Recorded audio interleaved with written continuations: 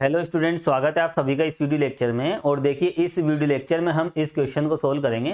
Question के according evaluate the following integral by the following methods. कुछ methods यहाँ पर दिए गए हैं, Simpson 1/3, Simpson 3/8 and Weddle rule.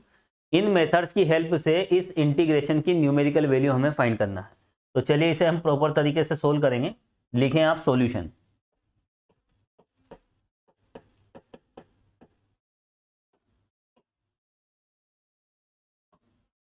जो भी इंटीग्रेशन आपको दिया जाता है, सबसे पहले आप उसको कंपेयर करेंगे integration A to B F X D X से। यहां इंटीग्रेशन ए टू बी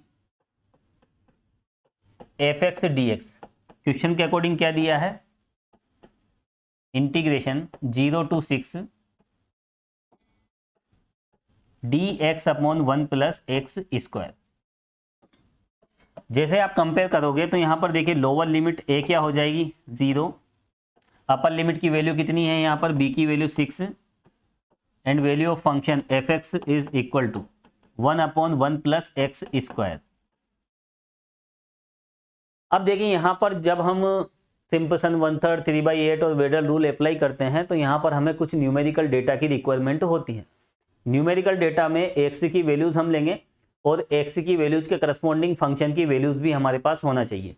और देखिए, ये जितने भी रूल्स हैं, सिंपसन 1/3, 3/8 हो या 1/3 हो या फिर वेडल हो या फिर ट्रेपेजोइडल, ये जितने भी मेथड्स हैं, इनमें एक्स की वैल्यूज क्या होना चाहिए? इक्वल डिस्टेंस पर होना चाहिए, या फिर हम ऐसा कह सकते हैं कि इनमें इक्वल इंटरवल्स होना चाहिए। तो एक्स की जितनी भी वैल्यूज है वो हमें इक्वल इंटरवल्स पे लेना होगा। तो यहाँ पर देखिए, ये जो एक्स की लिमिट है, इक्वल इंटरवल्स पे लेने के लिए हम क्या करेंगे? ये जो एक्स की लिमिट है इसको हम इक्वल पार्ट्स में डिवाइड करेंगे, क्योंकि यहाँ पर देखिए हमें एक्स की जो भी वैल्यू चाहिए वो इक्वल इंटरवल्स पे होना चाहिए। उसके लिए देखिए, एक्स की स्टार्टिंग वैल्यू 0 है, लास्ट वैल्यू 6 है, और इसी लिमिट को हम इक्वल पार्ट्स में डिवाइड करेंगे। तो यहाँ पर देखिए, एक्स की इक्वल डिस्टेंस वाली वैल्यूज फाइंड करने के लिए इसे हम इक्वल पार्ट्स में डिवाइड करते हैं। और कितने इक्वल पार्ट्स में डिवाइड करें, ये इंपॉर्टेंट बात होती है। तो देखिए यहाँ पर आपको मैं बता देता हूं। जैसे हम बात करें, देखिए ट्रेपेजोइडल रूल की,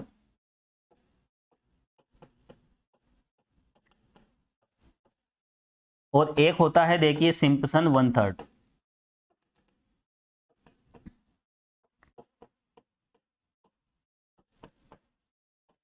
एक हमने देखा था सिंपसन 3/8, और एक था देखिए वेडल रूल।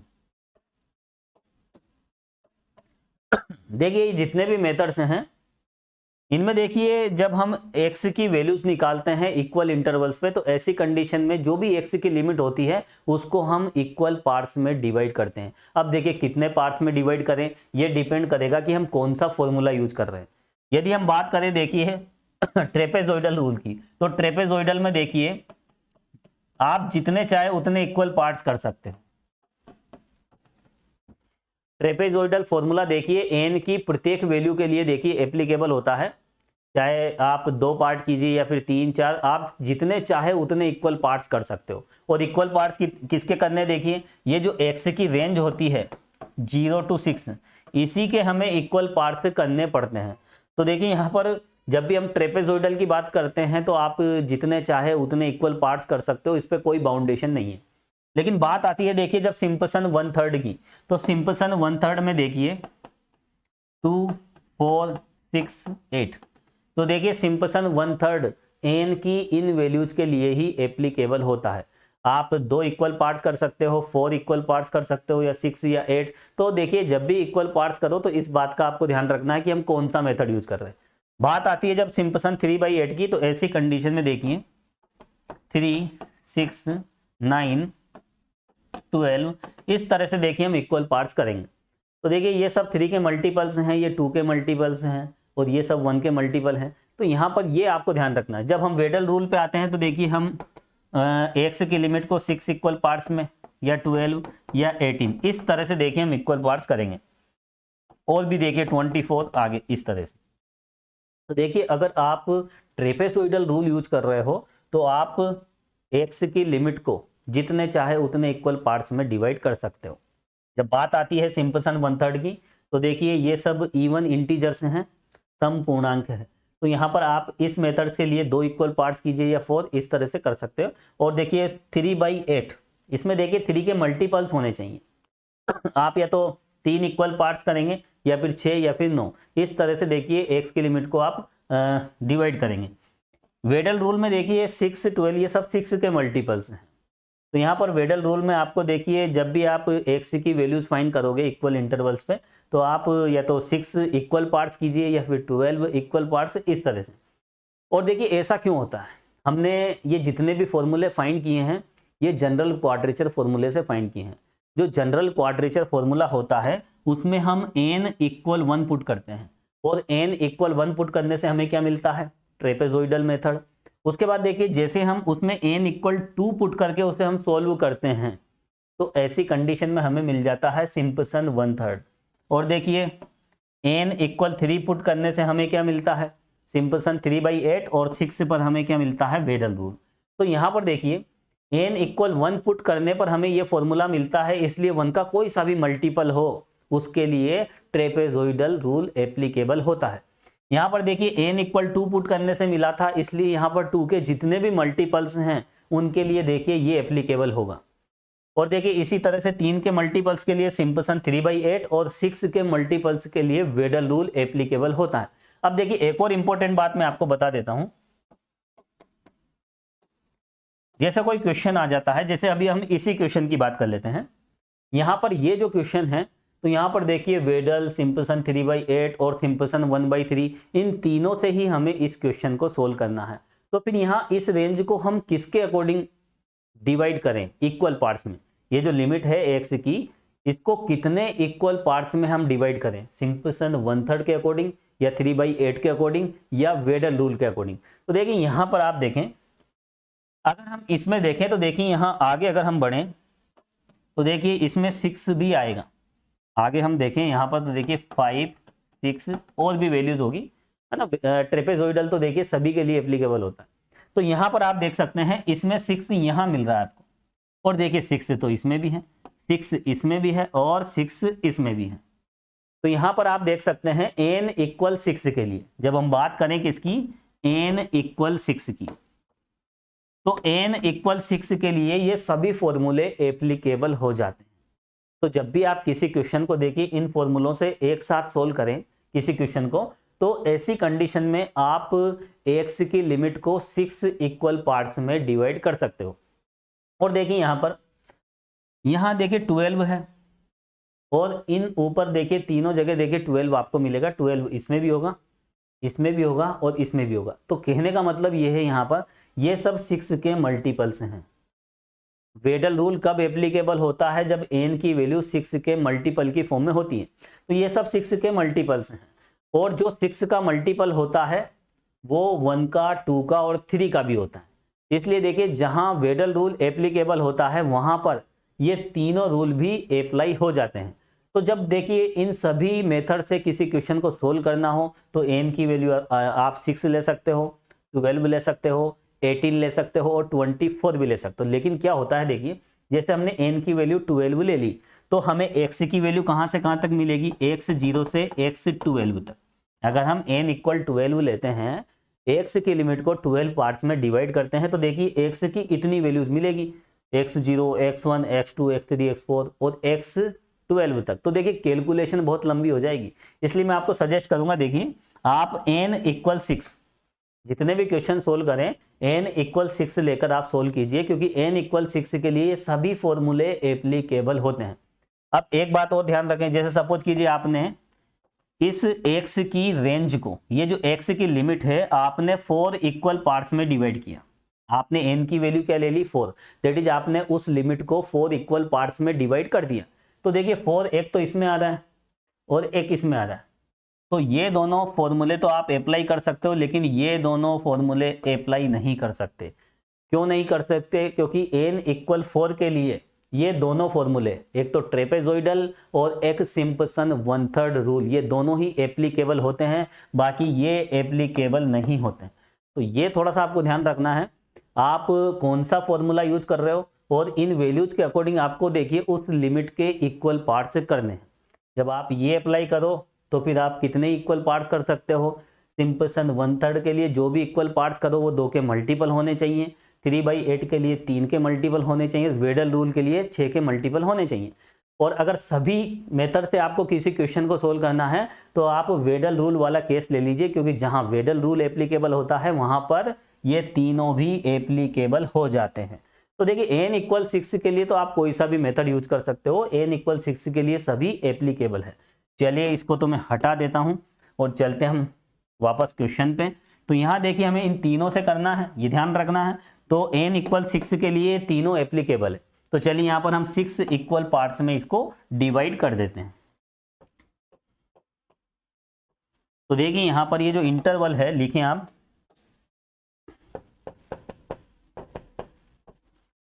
डिवाइड इंटरवल, डायरेक्ट लिख लीजिए आप।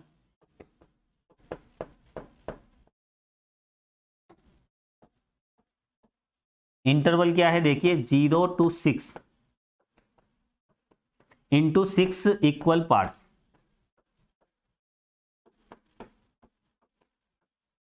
तो देखिए 6 इक्वल पार्ट्स में हम डिवाइड करेंगे। ऐसी कंडीशन में एच की वैल्यू क्या होगी, ये जो स्टेप साइज है जैसे हम 0 से 6 वाले अंतराल को 6 भागों में, 6 समान भागों में, ध्यान रखना equal parts, in this condition H equal, H क्या हो जाएगा देखिए, एच होता क्या है b - a/n। b की वैल्यू कितनी है यहाँ पर 6, a की कितनी है 0, और n का मतलब आपने कितने इक्वल पार्ट्स किए, n = 6 आपको लेना है, तो यहाँ पर h की वैल्यू कितनी मिल जाएगी 1। तो देखिए x की स्टार्टिंग वैल्यू कितनी है 0, लास्ट वैल्यू कितनी है 6, और उसके बीच की जितनी भी वैल्यूज है वो आपको इस इंटरवल पे, इतनी डिस्टेंस पर आपको देखनी है। तो चलिए यहाँ पर हम x की वैल्यूज ले लेते हैं एच के अकॉर्डिंग। तो चलिए आगे हम बढ़ते हैं।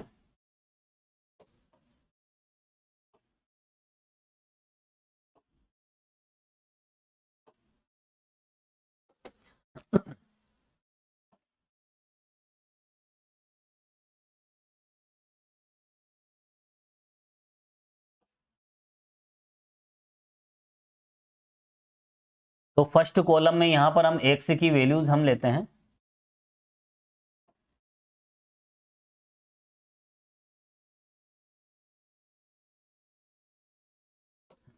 चलिए ये हो जाएगा x, और यहाँ पर आएगा देखिए फंक्शन, फंक्शन क्या है यहाँ पर 1/1 + x²।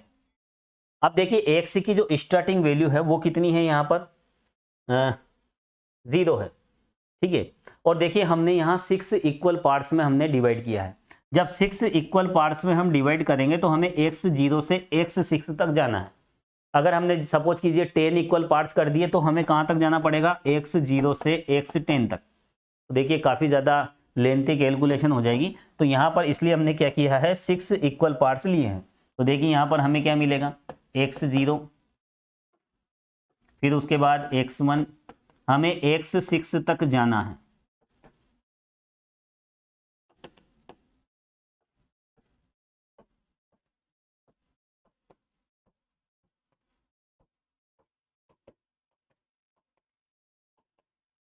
देखिए x की स्टार्टिंग वैल्यू कितनी है यहाँ पर 0, क्योंकि लोअर लिमिट क्या है, ये x की स्टार्टिंग वैल्यू है, लास्ट वैल्यू। तो देखिए यहाँ 0 है, और उसके बाद देखिए h की वैल्यू कितनी आई थी यहाँ पर 1। तो देखिए 1 प्लस करते जाएं, ये लीजिए 1 प्लस करते जाएं, तो यहाँ पर देखिए इक्वल डिस्टेंस पर आपको ये वैल्यूज मिल जाएगी।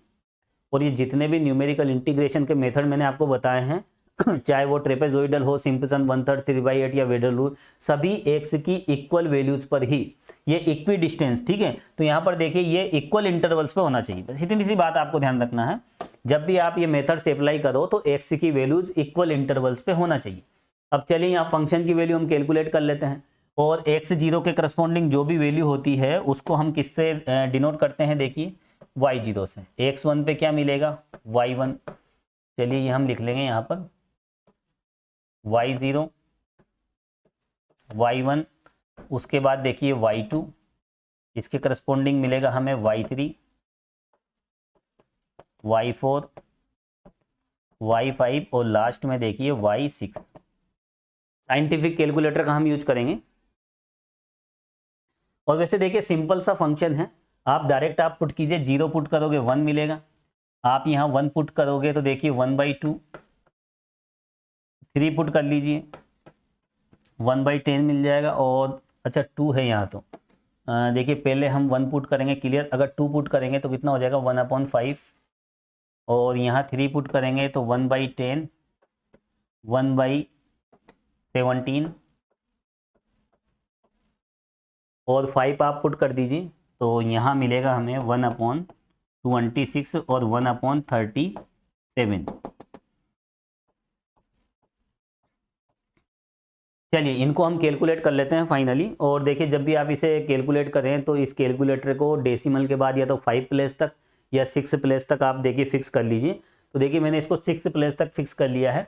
तो देखिए ये तो 1 है और ये कितना होता है, देखिए ये 0.5 है और ये कितना हो जाएगा यहाँ पर 1/5 की अगर हम वैल्यू देखें देखिए तो ये हो जाएगी, देखिए 1/2 है। 1/5 को डायरेक्ट भी आप सोल्व कर सकते हो, ये है 0.2, देखिए कितना हो जाएगा यहाँ पर 0.2, डायरेक्ट कैलकुलेट कर सकते हो आप, बहुत आसान सी कैलकुलेशन है। अब उसके बाद देखिए हम आगे बढ़ें और यहाँ 1/10 कितना होता है ये तो आपको डायरेक्ट पता होना चाहिए 0.1। अब देखिए 1/17, तो 1/17 रिजल्ट इज 0.058824। 1/27 की वैल्यू 27, ठीक है 26 है, सॉरी 26 को हम डिवाइड करेंगे 1 को 26 से, तो रिजल्ट मिलेगा 0.038462। ठीक है, उसके बाद देखिए हम 1/37 कर लेते हैं तो इसका रिजल्ट हमें मिलेगा 0.027 और 027। चलिए तो ये रिजल्ट हमें मिला है 02702। तो देखिए इस तरह से हमने यहाँ पर देखिए एक्स की इक्वल डिस्टेंस वाली वैल्यूज ली और उनके करस्पॉन्डिंग फंक्शन की वैल्यूज हमने फाइंड कर ली है। साइंटिफिक कैलकुलेटर देखिए न्यूमेरिकल एनालिसिस में एलाउ होता है, आप यूज कर सकते हो। चलिए आगे हम बढ़ते हैं, इसको रख देता हूं देखिए कैलकुलेटर को। अब देखिए यहाँ पर ये जो रिजल्ट्स हमने कैलकुलेट किए हैं इनका यूज हम करेंगे किसमें, सिंपसन 1/3 में, 3/8 में और वेडल रूल में। तो देखिए सबसे पहले हम बात करेंगे यहाँ पर किसकी, सिंपसन 1/3 रूल की। तो देखिए यहाँ पर इनकी हमें रिक्वायरमेंट होगी, तो देखिए ये कॉपी में कर लेता हूँ यहाँ से। देखिए नेक्स्ट पेज पे हम इसको ले लेते हैं।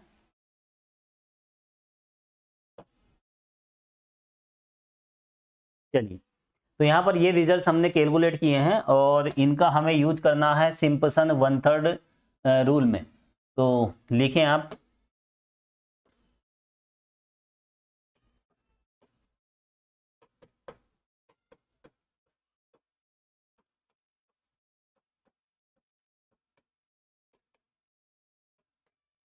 देखिए सिंपसन 1/3 रूल होता क्या है, इसके according integration a to b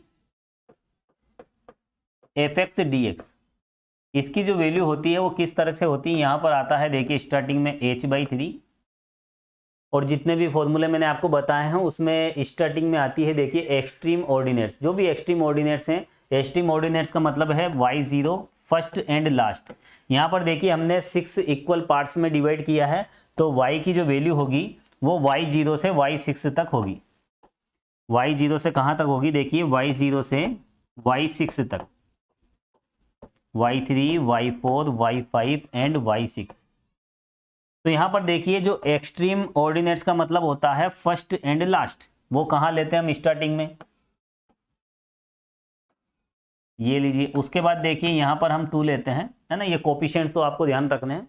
और वैसे जितने भी फॉर्मूले मैंने बताए हैं उसमें आप स्टार्टिंग में देखिए 1 और 2 ही मिलता है। 2 के साथ देखिए जो भी इवन ऑर्डर की है, देखिए इवन ऑर्डर में एक तो ये है y2 और एक ये है ना, सम क्रम की कोटियाँ जो भी इवन ऑर्डर्स की है तो वो यहाँ आ जाती है y2 + y4।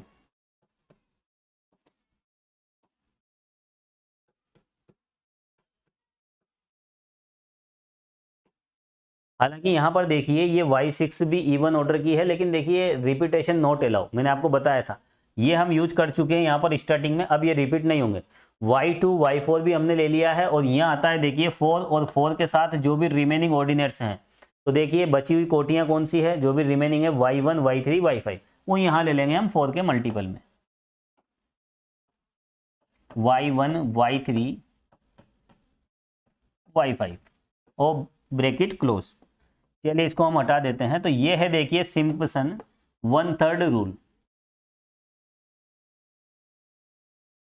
अब इसमें देखिए ये जो भी रिजल्ट्स हैं, ये रिजल्ट्स हमें यूज करने हैं। देखिए थोड़ा सा इसको मैं ऊपर ले लेता हूं, ये लीजिए, ये जितनी भी वैल्यूज है देखिए इनका हमें यूज करना है। ये अभी हमने साइंटिफिक कैलकुलेटर से अभी सभी कैलकुलेट किया था। तो यहाँ देखिए इसके जो रिजल्ट्स हैं देखिए इस फॉर्मूले में हम पुट करेंगे।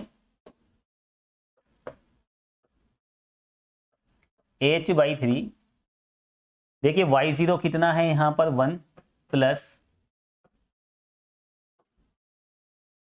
और देखिए y6 की वैल्यू है 0.027 और 027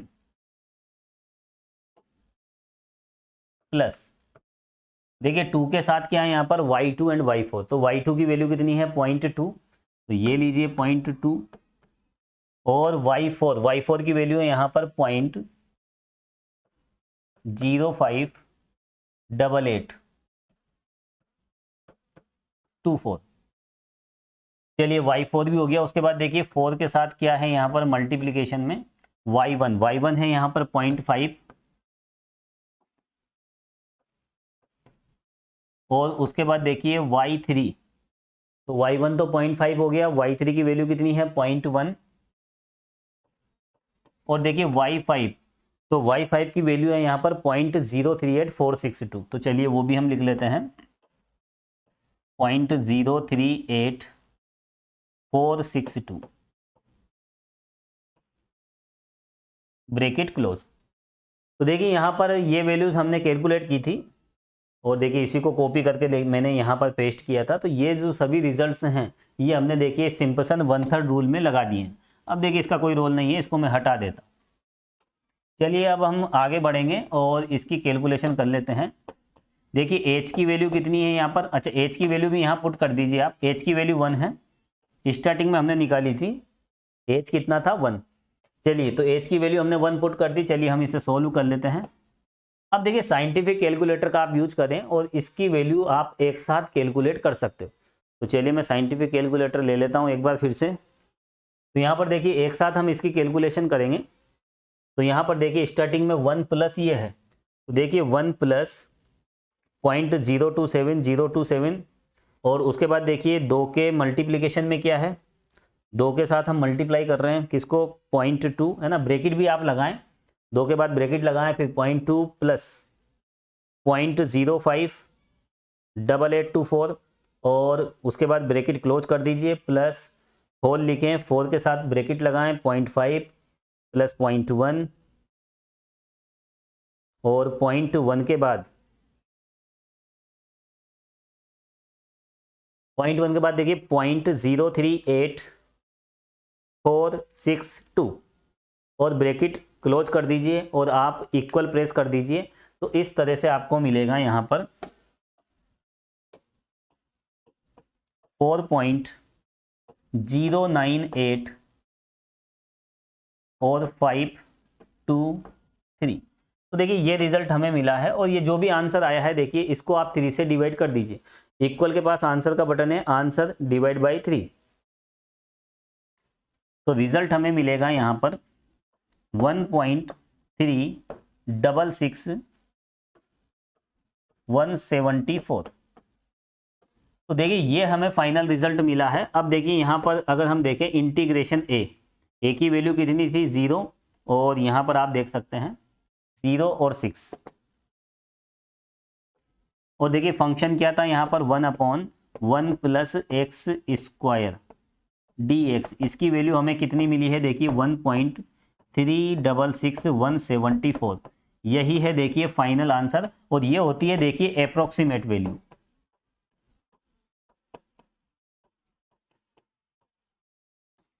तो ये आंसर हमें मिला है सिंपसन 1/3 रूल से।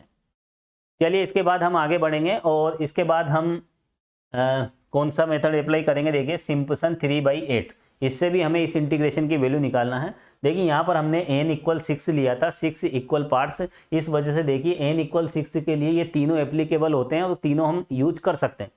चलिए आगे हम सिंपसन 3/8 की बात करेंगे। तो लिखें आप, और देखिए वो जो मैंने कॉपी किया था यहाँ ले लेता हूँ, जो भी डेटा हमने पहले कैलकुलेट किए हैं। चलिए यहाँ पर हम बात करेंगे किसकी, Simpson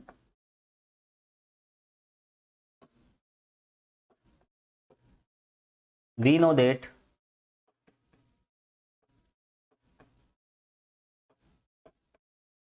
three by eight rule. देखिए सिंपसन 3/8 रूल के according integration a to b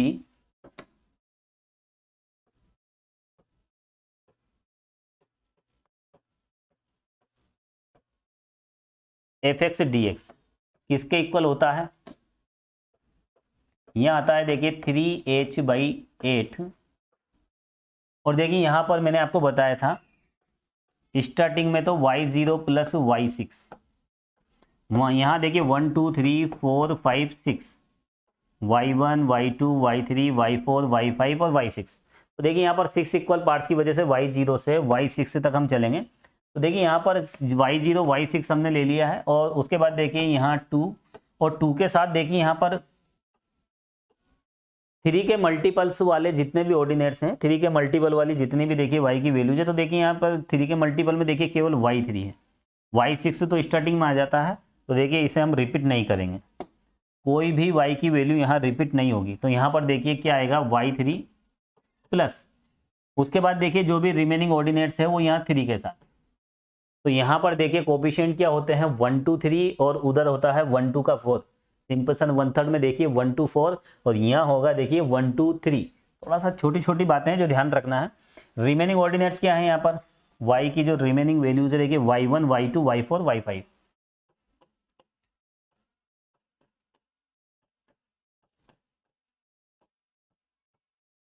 चलिए अब यहाँ पर देखिए वैल्यूज हमें पुट करना है, इसको तो मैं हटा देता हूँ। तो यहाँ पर देखिए 2 के साथ 3 का मल्टीपल आता है, और यहाँ पर देखिए 2 के साथ जितनी भी इवन ऑर्डर की है y2 y4 वो आ जाती। चलिए वैल्यूज हम पुट करेंगे, ये है सिंपसन 3/8 रूल। और यहाँ पर देखिए h की वैल्यू 1 है, तो ये हो जाएगा देखिए 3/8। ये वैल्यूज हमने कैलकुलेट की थी। देखिए y0 कितना है, यहाँ पर 1 है, और देखिए इसमें तो ब्रैकेट लगाने की भी जरूरत नहीं है। 1 प्लस y6 की वैल्यू ये रही 0.027,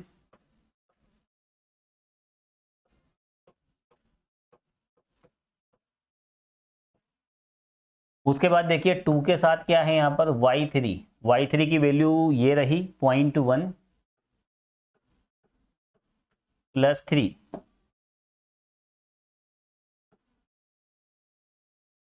देखिए 3 के साथ यहाँ पर क्या है, एक तो y1 है, y1 0.5 है,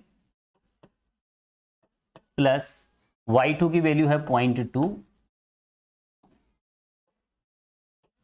y4 की अगर हम बात करें तो कहाँ गया y4 ये रहा 0.058824 प्लस, और उसके बाद देखिए हमें लिखना है यहाँ पर y5।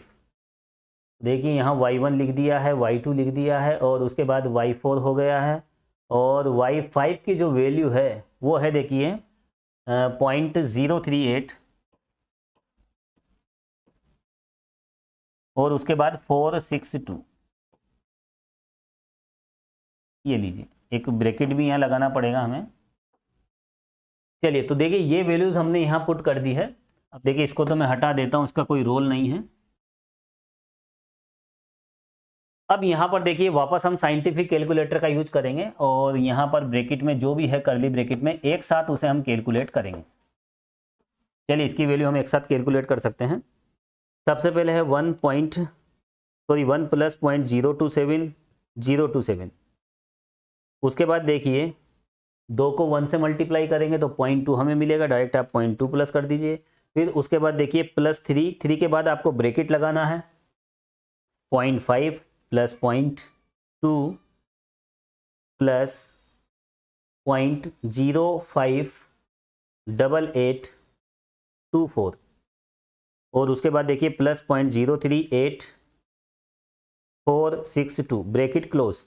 और जैसे आप इक्वल प्रेस करोगे तो देखिए इसकी वैल्यू आपको मिलेगी 3.618885 ये लीजिए 8885। ठीक है, क्लियर है। अब देखिए जो भी रिजल्ट मिला है इसको हम आगे सोल्व करेंगे। तो यहाँ पर देखिए हम 3 को मल्टीप्लाई कर देते हैं। तो देखिए 3 ब्रैकेट से भी आप ब्रैकेट लगा के स्टार्ट करें। 3 इंटू 3.618885 और उसके बाद यहाँ पर आपको ब्रैकेट क्लोज करना है। उसके बाद डिवाइड करना है किससे, डिवाइड बाई 8। तो यहाँ पर देखिए इस तरह का रिजल्ट मिला है 1.3578082। यही है देखिए फाइनल आंसर। तो देखिए सिंपसन 3/8 से हमें क्या रिजल्ट मिला है, implies that integration a to b that is 0 to 6 function क्या था यहाँ पर 1/1 प्लस एक्स स्क्वायर dx, इसकी वैल्यू आपको मिली है 1.3578082। ये वैल्यू जो है अप्रोक्सीमेट वैल्यू होती है, इसलिए यहाँ पर हम लिखते हैं अप्रोक्सीमेट। और देखिए इसकी एक्चुअल वैल्यू भी हम निकाल सकते हैं। यही है देखिए फाइनल आंसर। और देखिए इसकी एक्चुअल वैल्यू निकालने के लिए आप सीधे इसको इंटीग्रेट कीजिए, बता चुका हूं। इसका इंटीग्रेशन क्या हो जाएगा, tan इनवर्स x और लिमिट पुट कर दीजिए 0 to 6। तो देखिए उसको सोल्व करके हम एक्चुअल वैल्यू निकाल सकते हैं। लेकिन क्वेश्चन में ऐसा हमें यहाँ नहीं कहा गया है कि आप एक्चुअल वैल्यू से कंपेयर कीजिए, आपको तो केवल वैल्यू कैलकुलेट करना है। चलिए आगे बढ़ते हैं और देखिए वो जो मैंने कॉपी किया था यहाँ पेस्ट कर लेते हैं। ये डेटा हम निकाल चुके हैं पहले ही। अब यहाँ पर देखिए हम कौन सा रूल अप्लाई करेंगे, देखिए यहाँ पर हम देखेंगे लास्ट में। देखिए एक और रूल है, देखिए इसमें क्वेश्चन हमें सोल्व करना है किससे, वेडल रूल से। तो चलिए वेडल रूल पे हम चलते हैं। देखिए 6 इक्वल पार्ट्स के लिए वेडल रूल होता क्या है।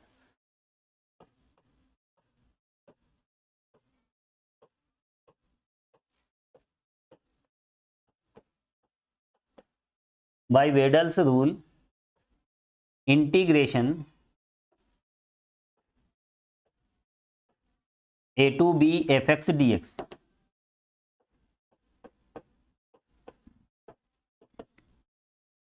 देखिए वेडल रूल में होता क्या, यहाँ पर 3h/10 से इसकी शुरुआत होती है। फॉर्मूले तो आपको याद रखना ही पड़ेगा। और उसके बाद देखिए मैंने आपको बताया था y0 और लास्ट में आता है देखिए y6। उसके बीच में कोफिशिएंट क्या आते हैं 5 1 6 1 5। तो ये थोड़ा ध्यान रखना है। चलिए और y0 से y6 तक आप देखिए कंटिन्यूसली लिखते जाएं लगातार, y0 फिर y1 y2 y3। लेकिन मिडिल पोर्शन में आपको ये कोफिशिएंट्स लेने हैं। तो देखिए यहाँ पर कितना होगा, देखिए y1 के साथ क्या आ जाएगा 5, फिर देखिए y2 है ना, अगला कोफिशिएंट है 6, y3 अगला कोफिशिएंट है 1, तो 1 के साथ आ जाएगा y4 और लास्ट कोफिशिएंट है देखिए कितना 5। तो 5 के साथ क्या आ जाएगा y5 और लास्ट में तो आपको y6 लेना ही है। तो देखिए फर्स्ट और लास्ट का कोफिशिएंट तो 1 होता है।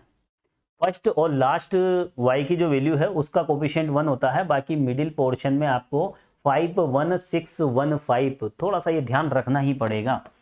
चलिए तो देखिए y0 y1 y2 y3 4 5 6 और कोफिशिएंट बीच में क्या आएंगे 5 1 6 1 5। चलिए वैल्यूज हम पुट कर देते हैं। देखिए वैल्यूज हमने पहले ही निकाल ली थी और यहां पर हम वैल्यूज पुट करेंगे। h की वैल्यू 1 है, यहां हो जाएगा 3/10। यहां देखिए y0 कितना है 1 प्लस 5। देखिए y1 की वैल्यू कहां गया, y1 ये रहा 0.5 प्लस। अब देखिए y2 की बात करें तो ये है देखिए 0.2 प्लस 6 के साथ क्या है यहाँ पर y3। तो y3 की वैल्यू कितनी कैलकुलेट की थी हमने 0.1 प्लस y4 की वैल्यू है देखिए 0.058 और 824। तो ये है देखिए y4 की वैल्यू। और देखिए 5 के साथ क्या है, चलिए इसको और क्लियर लिख देता हूँ, यहाँ पर 24 है,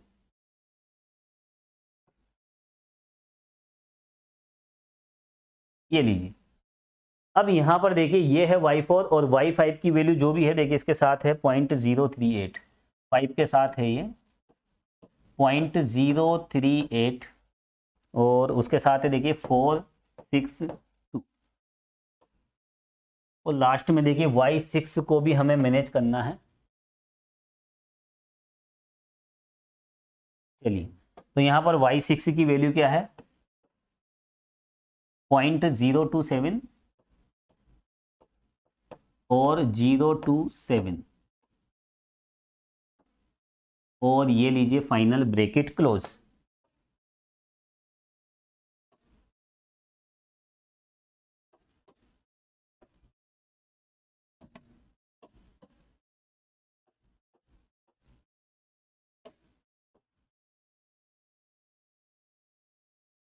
चलिए तो देखिए यहाँ पर सभी वैल्यूज हमने पुट कर दी है। देखिए 1.5, 0.2 और उसके बाद 0.1, 0.0 और 386, ये देख कंटिन्यूस है। देखिए स्टेबल में देखिए कंटिन्यूस वैल्यूज हम यहाँ लेते हैं, बस कुछ कोफिशिएंट्स का आपको ध्यान रखना है। वेडर रूल बिल्कुल सिंपल है, इसको आसानी से हम अप्लाई कर सकते हैं।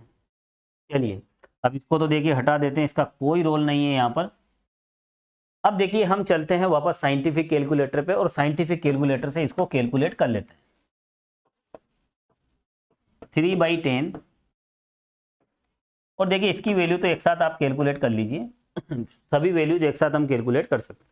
देखिए ऑन प्रेस कर लेते हैं और इसको क्लियर कर लेते हैं। उसके बाद 1 प्लस तो ये हो जाएगा देखिए 2.5 और फिर उसके बाद देखिए प्लस 0.2 और उसके बाद देखिए प्लस, इसको मल्टीप्लाई करोगे 0.2 के बाद तो 0.6 हमें मिलेगा, 0.6 प्लस उसके बाद देखिए 0.05 8824 और फिर प्लस करेंगे, प्लस के बाद हम 5 लिखेंगे, फिर ब्रैकेट लगाएंगे या फिर डायरेक्ट आप मल्टीप्लाई बाय 0.038 और 462 और उसके बाद देखिए प्लस और प्लस के बाद देखिए आप डायरेक्ट लिखें 0.027027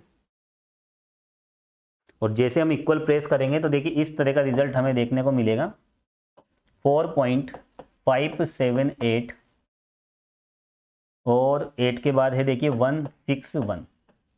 चलिए अब इसको भी हम कैलकुलेट करेंगे तो देखिए 3 मल्टीप्लाई 4 पॉइंट, डायरेक्ट आप लिख सकते हो, देखिए ब्रैकेट की कोई रिक्वायरमेंट नहीं है यहाँ पे, है ना। आप 3 मल्टीप्लाई दिस और डिवाइड 10।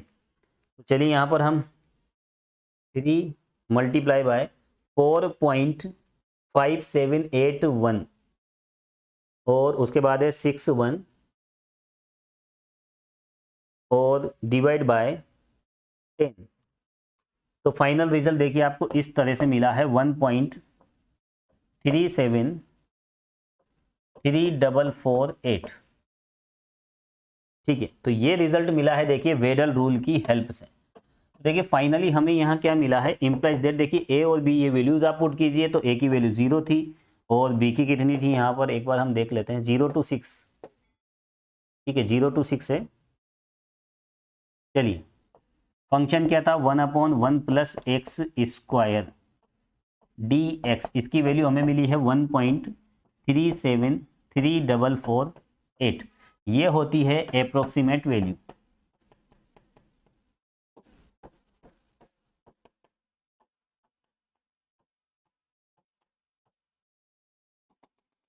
चलिए अप्रोक्सीमेट, तो देखिए अप्रोक्सीमेट वैल्यू हमने फाइंड कर ली है, यही है फाइनल आंसर। चलिए इस कैलकुलेटर को रख देते हैं। तो देखिए स्टूडेंट्स यहाँ पर अगर हम तीनों रिजल्ट में अगर हम कंपैरिजन करें तो यहाँ पर आप देख सकते हो इसमें मिला था हमें 1 के बाद देखिए 0.366 और यहाँ पर देखिए 0.366 और इसमें कितना मिला है 0.357, बहुत ही माइनर सा इसमें देखिए डिफरेंस है और यहाँ मिला है देखिए 0.373। तो देखिए यहाँ पर जो भी रिजल्ट्स हमें मिलते हैं वो एक्चुअल रिजल्ट्स नहीं होते लेकिन अप्रोक्सीमेट उसी के इक्वल होते हैं। तो यहाँ पर देखिए तीनों मेथड से देखिए हमने ये क्वेश्चन सोल्व कर लिया है। तो इस तरह के क्वेश्चन में सबसे पहले आप यहाँ सबसे इंपॉर्टेंट बात क्या है, जब भी आप इस तरह के न्यूमेरिकल इंटीग्रेशन के मेथड्स आप यूज करो तो सबसे पहले इस बात को ध्यान रखो कि यहाँ पर इस रेंज को कितने इक्वल पार्ट्स में डिवाइड करना है। 6 इक्वल पार्ट्स में डिवाइड करोगे तो आप कोई सा भी फॉर्मूला यूज कर सकते हो, क्योंकि n इक्वल 6, n की वैल्यू जब 6 लेते हो आप और इसको 6 इक्वल पार्ट्स में डिवाइड करते हो तो इसके लिए ये सभी मेथड्स एप्लीकेबल होते हैं। इस बात का आपको ध्यान रखना है। 6 इक्वल पार्ट्स में डिवाइड किया, h की वैल्यू 1 मिली और यहाँ 6 इक्वल पार्ट्स की वजह से x0 से x6 तक हमें जाना है। और देखिए स्टार्टिंग वैल्यू में आप +1 करते जाएं, अपने आप पता लग जाएगा कि आपको कहाँ तक जाना है, आगे मत चले जाना, ठीक है, क्योंकि लास्ट वैल्यू कितनी है 6, इसका ध्यान रखना। तो देखिए उसके बाद हमने साइंटिफिक कैलकुलेटर से कैलकुलेशन की, मेथड अप्लाई किया, इसमें रिजल्ट्स हमने पुट किए और फाइनल वैल्यू हमें मिल गई। इस तरह से देखिए सिंपसन 3/8 और वेडल रूल से भी हमें रिजल्ट मिल जाता है। तो देखिए स्टूडेंट बिल्कुल आसान सा क्वेश्चन था। इसी के साथ ये क्वेश्चन कंप्लीट हो जाता है। Thank you so much.